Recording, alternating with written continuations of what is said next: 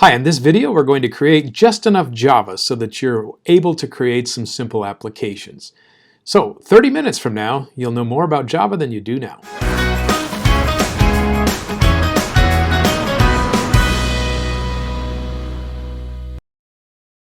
So you can see here that I'm using Eclipse, which is a code editor that is commonly used in Java. However, there are other tools that you could use if you're more comfortable with those. But we're going to be using Eclipse for the demonstration.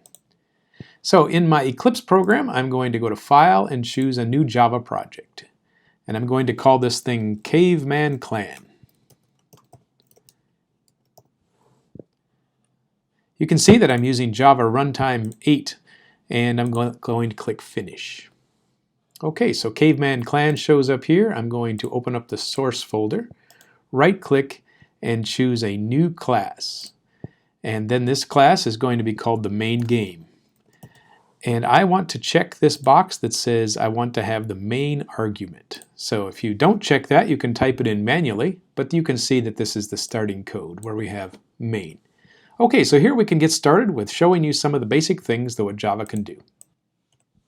So the first thing we want to do is give a welcome message. So you can see that the main method here, or this main function, is where the program starts. And we're going to print a message to the user to say welcome. I'm going to click the green button to run the program. I will save it and click OK. So you can see down here in the console area, the message was printed just as I told it to. So the first thing I'm going to show you is a demo of a guessing game. This will allow us to show you what an integer variable looks like and a while loop. So you can see to declare a variable, you can supply the variable type name first. So these are integers, so I use the word int. And when I create the variable called the secret number, I'm using the default value of 88. It's standard practice in Java to use camel case writing. So you can see I start with a lowercase letter, and then whenever there's a new word in the variable, I use an uppercase. So this is what a while loop looks like. We put a while, a parentheses, and then a Boolean condition. And so I'm using the not equal sign for the Boolean condition. You notice that I spelled your guess incorrectly, and so the variable is needing a uppercase letter. In Java, you use comments to kind of tell you where you're going to go or comment the code so that other users can see what you're trying to do. So now I'm going to introduce a scanner. A scanner is the function or the method or the class, you might call it, to get input from the user. So I need to import this, so I'm going to hover over it and choose import it from Java util scanner. So the import command is listed on line 1 automatically. Now I need to have some kind of a parameter that comes in here. So what I'm looking for is system.in. Okay, so the only way you would ever know that is to go look it up in the manual of how to get input from the user on the console. So now I want to get the user's next integer guess.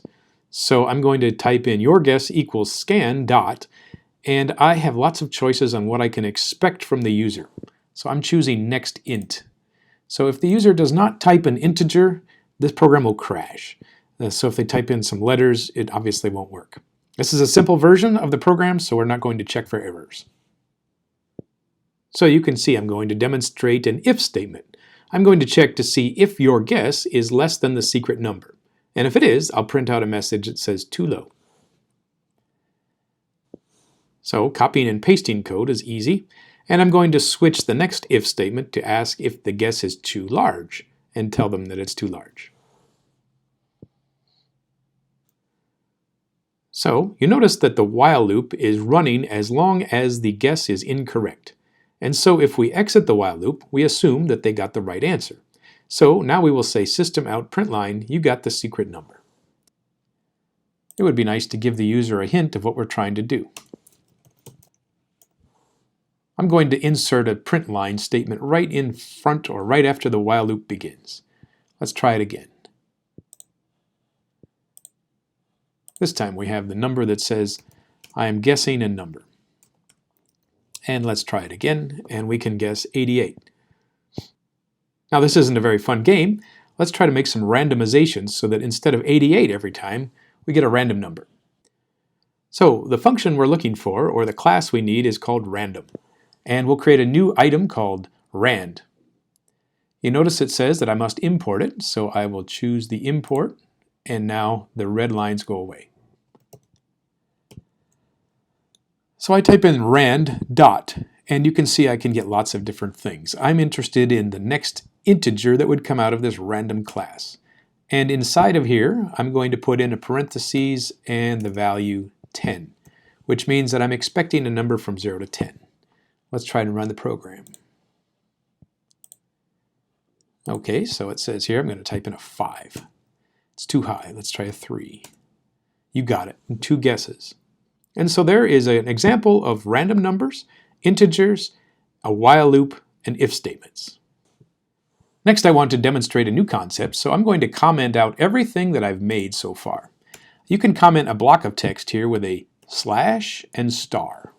And then at the end, you can type in the opposite direction, which is star slash. And now all of this code is green in its highlighted format, so now you can see it doesn't actually do anything, it's commented out. Next I want to do is looping. Let's take a look at some for loops and see how well they work. So here's what a for loop looks like. You need 3 parts. You need the counter variable, so we'll initialize an integer to be starting at 0. The second part of a for loop is the comparison, so we have a less than 9, which means this will count up to 9. And then the last is the increment counter. So in this case, I++ means we're going to increase by 1 each time we go through the loop. Okay, now I'm going to print something each time we go through the loop. So I'll do a system out print. This time I'm not using print line. I want to show you that you can print on a line consecutively. I'll print the number is, which is a string, and then I'll put a comma and a divider between each of these. Let's see how this works. So you can see that the counter goes from 0 to 8. If I wanted to count by 3s, I could increment the counter variable at the end instead of I++. I could use I equals I plus 3. Let's count up to 29. Let's also put a print line statement in so that these are divided. Okay, so now I have a bunch of equal signs, and this should look like it has 2 different answers now. So you can see here that the equal signs print, and then there's a print line. So I go from 0, 3, 6, 9, and I go on so on all the way up to 27. So I didn't hit 29 because it was still 27 is less than 29, but when we add 3 to it, we get 30. And so this last increment did not hit 30. All right, let's move on to another section. Let's take a look at what arrays look like in Java. So I'm going to come up with a list of what I call lucky numbers. So when you create an array, you tell the data type first, and then square brackets, empty square brackets, and then the variable name. When you want to initialize the array, you can use either a blank array, or else in this case, I'm populating it with curly brackets and a list of numbers. So if you want to print an item from the array, you can reference it by its position number. So lucky numbers position 0 is what I want to print first.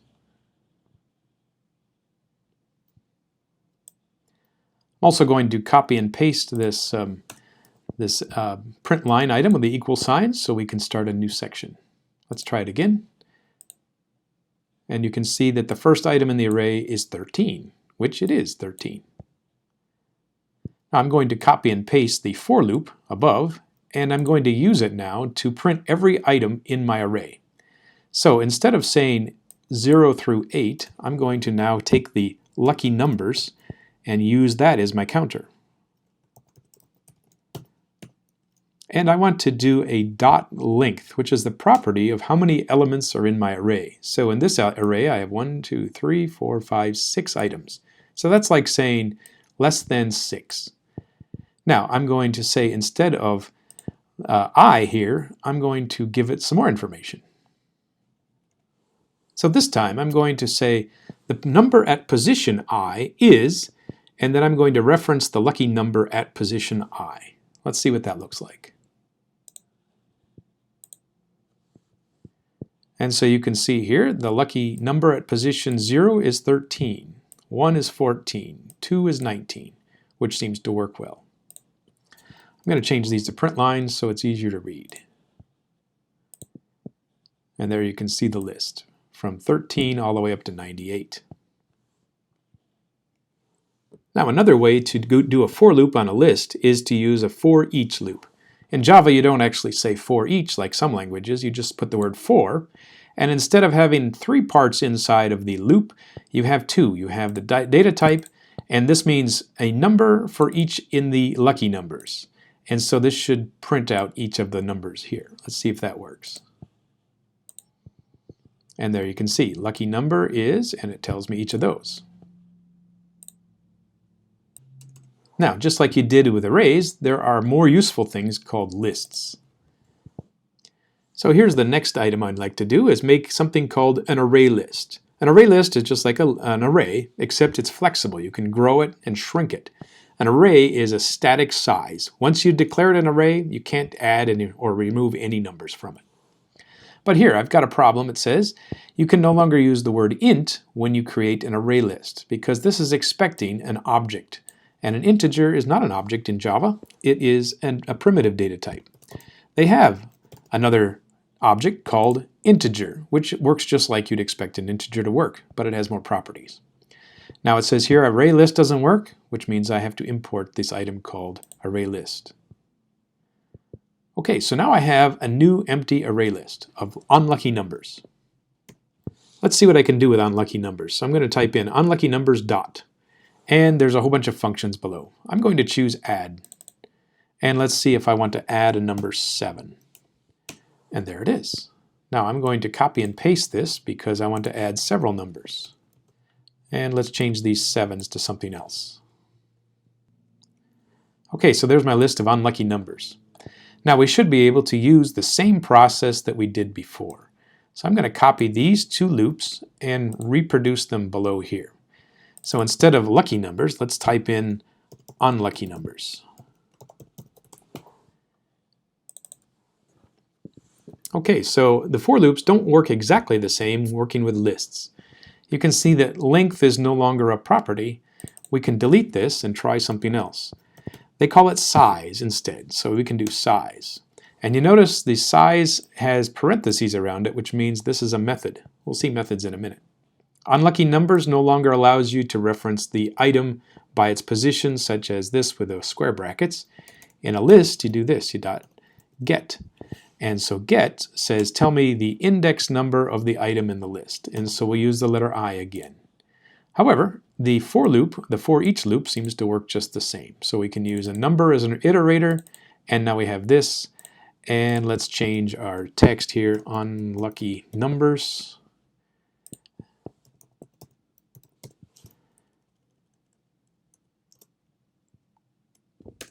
Okay, we're ready to run. Let's see what happens here.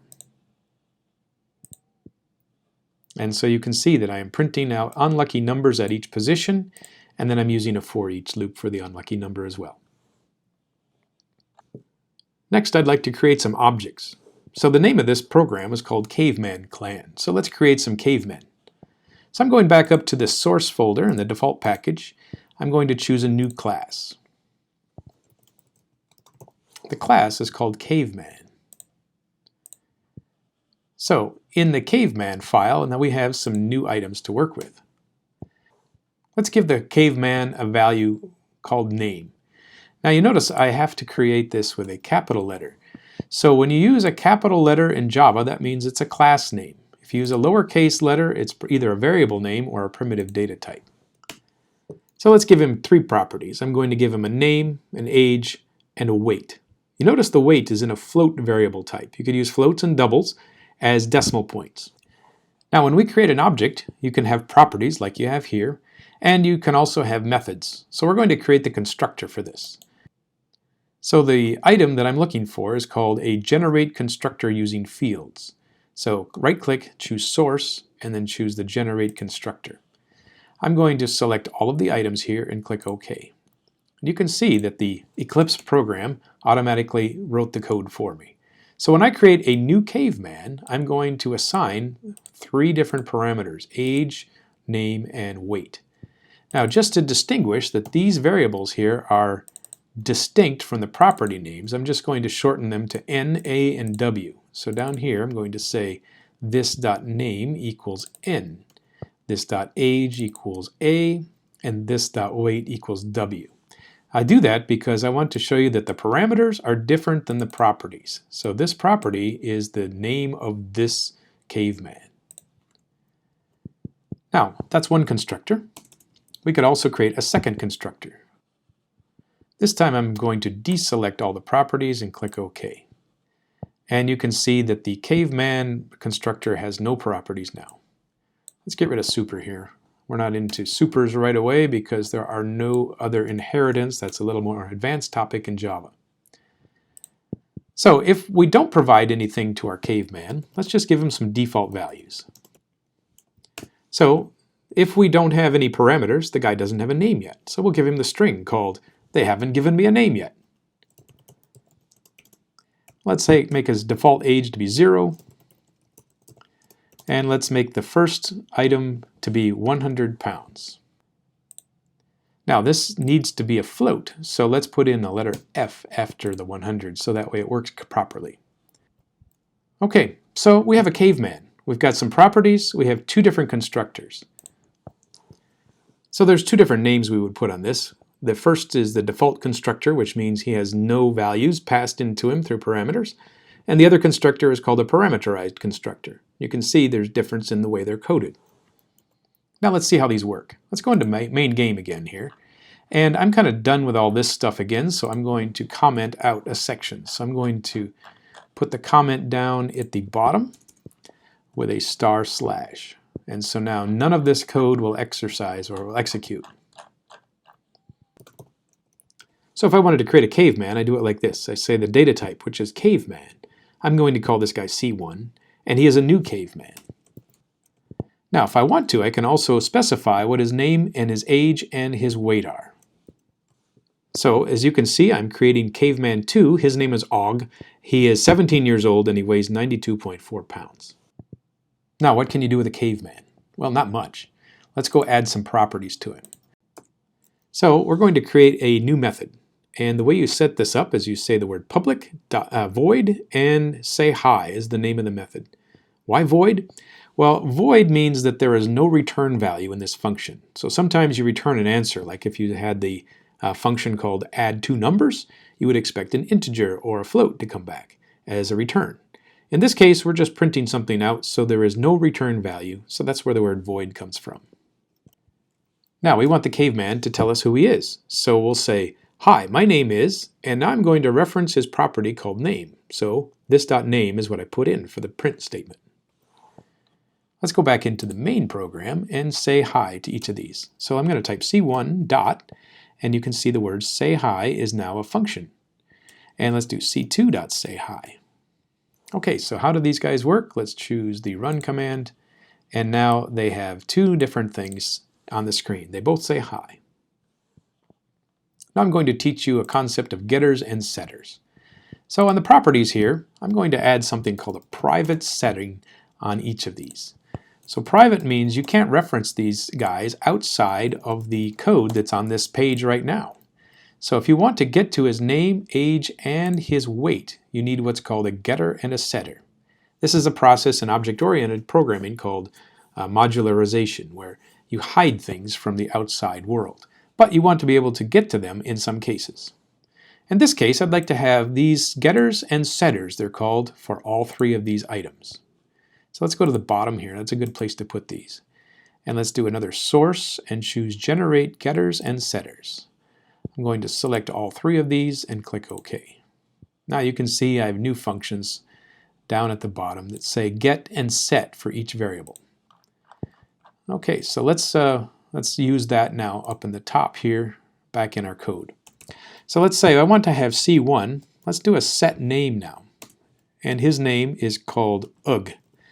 So we got Og, and now we got Ugh. These are our two cavemen. And now after I've changed him, let's copy and paste the say hi commands and now print again. And so the first time he prints, he does not have a name. And now the second time he prints, he has Ugh. Wouldn't it be nice to print all the properties at once? Let's return into caveman now. And I'm going to create a new method called toString. So let's do a source and choose override the toString method, or generate toString. And I'm going to use all of the properties in the fields. Click OK. So return now is a value here. You can see that this function is no longer void, but it is going to return a string value. And now it's going to generate the string based on all the properties. So I got name, age, and weight, all three together. So now if I come back into the main game, so let's say I want to print out everything about C1's properties. So I'm just going to put a string that says C1 equals, and then I concatenate on a C1. Let's see what that does. And you can see that now we have all the properties for caveman down here at the bottom. So let's print out C2's information as well. And you can see we have C1 and C2 both printed with the toString method. Let's say my cavemen collect rocks. Let's create a new class called rock. Let's give it some properties. I'm going to create two properties for my rock. I'm going to have a string, which describes his color, and I'm going to have a float, which describes his weight. So I'm going to create a constructor, and then I'm going to create the getters and setters. So just like with caveman, I have now a rock, which has properties. Let's say I want to create a second constructor that has no parameters. So if I don't provide any parameters, I'm going to have a black rock, and it by default will be 1.5 pounds. Or kilograms if you prefer. Okay, so now I have two objects in my program, and now I want to be able to create some rocks. So let's go into our main program. So I'm going to create two rocks. I have R1 and R2. R1 is the default rock, and R2 is a red rock that is a little bit less or a little bit greater in its weight. Now I'm going to change the game. I'm going to change the caveman so that they can collect rocks. Now I'm going to go into the caveman class and change his properties. So I want to give the caveman a rock collection. So I'll create a private property, and I'm going to give it an ArrayList of type rock. And I'm going to call it rock collection. ArrayList needs to be imported specially, so I'll right-click and choose that. Okay, now I have not created the getters and setters for the rock collection, and they is not included in the constructor. So let's fix that. First of all, let's do the getters and setters. So I'm going to go to Source, choose Getters and Setters, and I'm going to select the one here that's not been used yet, and the getters and setters are here. So I'm going to cut that out with a Control X and put him at the bottom of the script, just so that all the getters and setters are together. I'm going to fix the constructors. So I'm expecting here a new parameter. So I'm going to create an ArrayList of type rock as the data type and expect a variable called R. So this .rock collection is going to be equal to R when it comes in. Now the same thing down here. So this ArrayList is empty. So I'm going to have a new rock collection of type ArrayList, and there is nothing in that list. But it is initialized as an empty list. Now the same thing happens down here in the toString method. This would have been easier if I had done the properties correctly at the beginning. But I can do the same thing here. I can add in rock collection equals and then get the rock collection. All right, let's see if this still works. Let's go back to the game, and I'm going to run this. Now I have a problem. When I try to create the caveman 2, it says you need to provide me another parameter.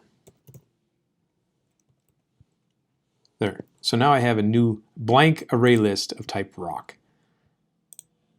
Okay, and now I can see that I'm getting my rock collection value for each of these. Now I want to be able to create a list for each of these guys. So I have 2 rocks in my collection. Let's create a few more. So I'll create 2 more rocks. I have a green rock and a gray rock, and they just have both different weights. Now let's say I want to put all of these rocks into a list. So I'm going to create a new variable called all of the rocks. It'll be a list, and it'll contain rocks. So I'm going to add the first rock by saying all of the rocks.add, and in parentheses put the name of the rock. And let's put all the rocks in. So I'll put in R2, R3, and R4. Now we have some rocks, we have a collection of rocks. Now I can add them to one of the cavemen. So let's say C2, and I'm going to say set rock collection. and I'm going to give him all of the rocks. So he's got more rocks than he had before. Now Caveman 1 still has an empty list. So now I want to print the new status, so let's copy these two print lines, copy here, and go to the end of the script and paste them. So now we'll get an updated rock collection. So let's run the program, and you can see the first time that these run, the two cavemen have no rocks. Now I added a rock collection, and this guy has some stuff in it. So they all say rock at some address. So this means that my toString method is not working correctly. It's not printing what I expected. I expected to see the name of the rock. Well, what's missing is that the rock also could use a toString method. So let's put that in here. So I go back to the rock class. I'm going to generate it automatically. So let's go to generate toString and use all the properties and click OK. And now you can see that when it prints a toString, it's going to tell me the values of his weight and his color. Saving this and rerunning will give us new results. And now you can see that this guy has a rock collection of 4 rocks. Now it would be not fair if Caveman 2 gets all the rocks, so let's give Caveman 1 some rocks as well. So let's create a new list called Some Rocks. So in this list we're going to get R1 and R3 as the rocks. So Caveman 1 only gets some of the rocks. So let's type in C1 set rock collection. Okay, so we should have some rocks for Caveman 1. Caveman 2 gets all of the rocks. And here we are. We have some rocks. Lastly, I'd like to show you some for loops using objects. Let's say I want to do a for loop and show all of the rocks. So if I wanted to show you all of the rocks, I could loop through them. I'm going to use a for each loop now. So the counter is r rock and the variable is r. And then I'm going to print out each of these. Now this should work because I have a toString method on the rock class. And you can see down here, I have a rock in the collection and each of them is printed. Now I can also use the for loop and using the counter method. So I'm going to say for I equals 0 to the length of the list, or somerocks.size it's called. And then we'll have to put in the incrementer at the end. And so now when we print, we have to use the somerocks.getI method to be able to get each rock. And so both of these are valid ways to print a list. Let's run the program, and you can see that the SumRocks collection prints just as well as the Foreach item. All right, so that's a bunch of Java. It's just barely enough to get you started with the programming language, but it shows you how to use arrays, lists, counters, while loops, and different data types, some classes and their properties. So since this is just enough to get you started, why don't you look at some of the other items in my playlists. I have classes on how to use Java in more advanced ways, how to use Java in working with websites, Java to work with Android programming, and so just enough Java is to get you started on one of those other projects.